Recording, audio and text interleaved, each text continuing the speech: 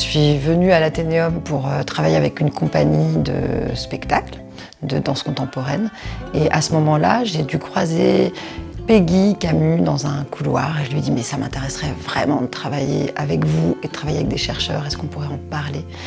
Et à partir de là, très vite, tout de suite, j'ai eu un rendez-vous avec Peggy à l'Athénéum, mais aussi avec la mission culture scientifique. Et on m'a tout de suite proposé de travailler avec le laboratoire Biogéosciences. On a été sollicité pour accueillir Julia. Enfin, à l'époque, c'était une artiste céramiste qui est arrivée au sein du laboratoire. Donc nous, on était ravis parce que c'est vrai que c'est une résidence d'artiste, c'était la première fois que ça arrivait dans le laboratoire. Et donc on avait prévu, comme on est un laboratoire pluridisciplinaire, de faire passer Julia dans les différents compartiments de notre unité de recherche pour qu'elle puisse voir le panorama qui va des sciences de l'environnement et du climat jusqu'à l'écologie comportementale en passant par la géologie ou la paléontologie, qu'elle puisse s'inspirer de la diversité des sources qui sont nos sujets d'étude. Et c'est un public qu'on n'a pas du tout l'habitude d'accueillir. C'est un domaine que l'on côtoie, mais que l'on n'intègre pas forcément dans un laboratoire ni dans nos activités de recherche. Et donc c'était une expérience que je continue d'appeler très rafraîchissante, parce que c'était vraiment quelque chose de neuf, de très original, un regard qui était vraiment croisé et nouveau. C'était une occasion particulière d'échanger sur des recherches, mais sans forcément faire de la diffusion des savoirs ou de la présentation des travaux eux-mêmes. C'était plus de ce qu'ils inspiraient ou de l'aspect artistique que nous-mêmes on y voyait. Ce sur quoi on ne se fait jamais interroger et ce sur quoi on s'exprime très rarement. Donc là, c'était une occasion unique de le faire et on était ravis de le faire. Tout ce qu'on m'a transmis en une semaine, je pourrais travailler toute ma vie, en fait, avec ces informations qu'on m'a données. Hein. J'y vais tout de suite. Voilà, il y avait une multitude de possibilités. Et suite à cette semaine passée au laboratoire, j'ai déjà eu besoin de laisser décanter. En fait, j'ai tout laissé reposer. Et seulement au bout de plusieurs mois, j'ai repris tous les enregistrements des échanges. Mais avant de faire ça, je m'étais dit, bon, qu'est-ce qui me reste en fait 4 mois après, voilà, quelles sont les choses qui m'ont le plus marqué. Et à partir de là, j'avais déjà encore 6-8 pistes. Et puis, petit à petit, il n'en est resté plus qu'un.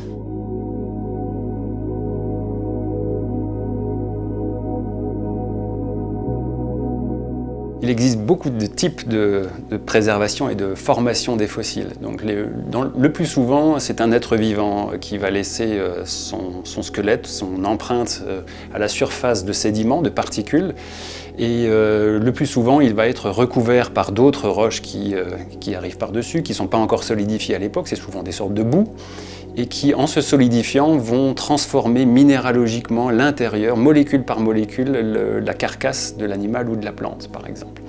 Et ces transformations minéralogiques font que, par un processus de pétrification, de transformation minéralogique, un être vivant se transforme en fossile qui peut après traverser les âges pendant plusieurs millions, voire milliards d'années.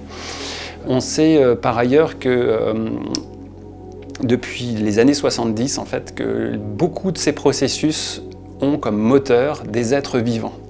On est en pleine recherche sur ce thème-là, que des micro-organismes, tous les microbes, des algues, des champignons, des bactéries, participent très activement à ce processus et sont probablement l'agent majeur de préservation et de formation de tous ces fossiles.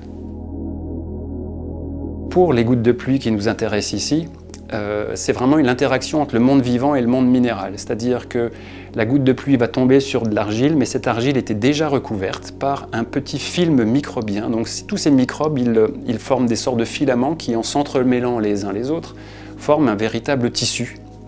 Un tissu qui est protecteur, un peu élastique, et qui vient accueillir les déformations et puis qui va maintenir les sédiments en dessous en place. Et puis également, à l'état fossile, on retrouve des empreintes de pluie, parfois très anciennes, de la terre primitive pour certaines, et qui ont été préservées typiquement par ce processus-là. Donc ce sont, une fois de plus, des microbes qui nous permettent de goûter à la fraîcheur d'une pluie de plusieurs milliards d'années dans certains cas.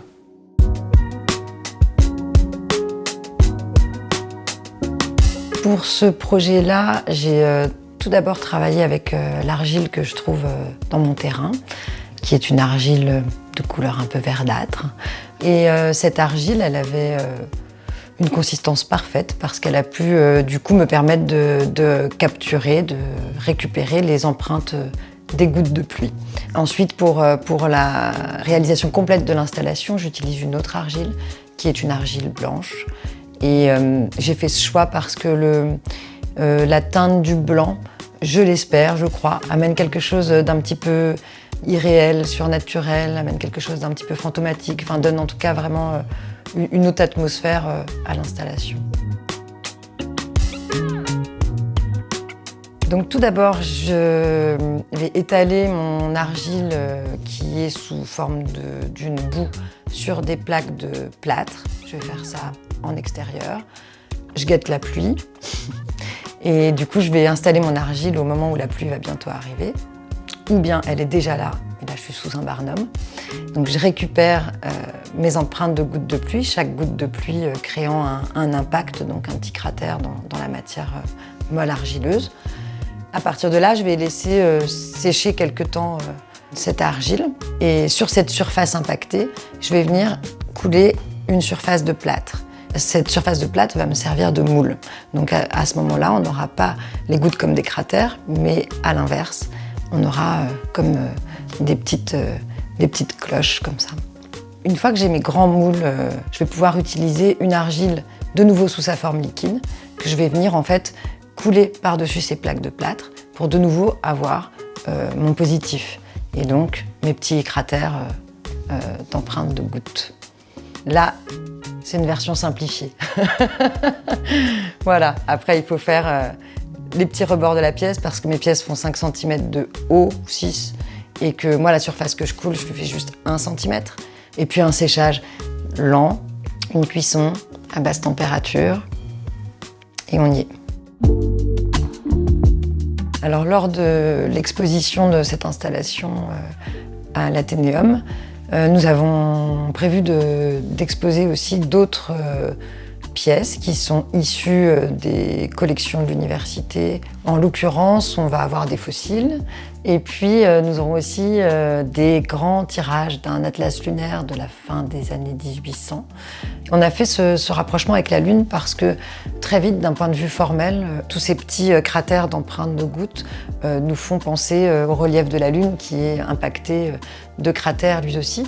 L'atlas photographique de la Lune, c'est une immense et longue entreprise d'astronomie et je dirais en même temps d'imprimerie puisque de 1896 à 1910, environ 90 planches tirées en héliographie vont présenter la surface de la Lune avec des détails photographiques qui jusqu'alors n'avaient jamais été entrepris.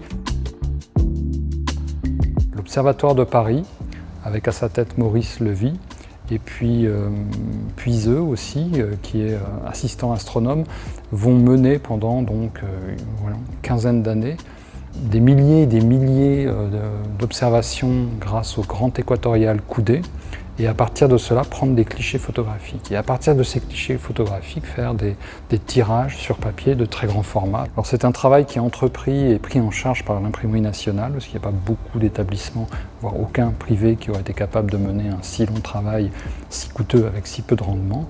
On a la chance d'en avoir ici un exemplaire. C'était certainement un envoi du ministère à l'époque dans les grands centres scientifiques français ou universités. Il faut savoir que cette qualité de photographie d'une manière générale et puis finalement de vue de la surface de la Lune sera là un travail de référence jusque dans les années 60, à partir du moment où les sondes mettent, je dirais, ce travail du côté de l'histoire des sciences.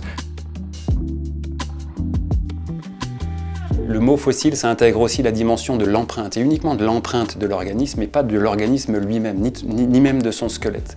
Donc c'est une trace de son activité, de sa forme, ou d'un impact d'un être vivant sur un substrat. Et ce qui est intéressant, c'est que, contrairement à un os ou à une coquille, une empreinte, ça raconte une histoire, et une histoire qui est instantanée. On parle en millions d'années, mais une goutte de pluie qui tombe, c'est quelques secondes ou millisecondes. Et donc c'est un instantané temporel, un instantané dans une colonne temporelle qui fait des millions ou des milliards d'années. on est en train d'avoir un objet qui est pérenne, qui a traversé les âges et qui illustre un acteur, un phénomène qui a complètement disparu aujourd'hui. Une pluie que je verrai jamais, mais en fait elle est quand même préservée. Donc c'est une préservation, une présence qui documente l'absence, ou l'absence qui documente la présence.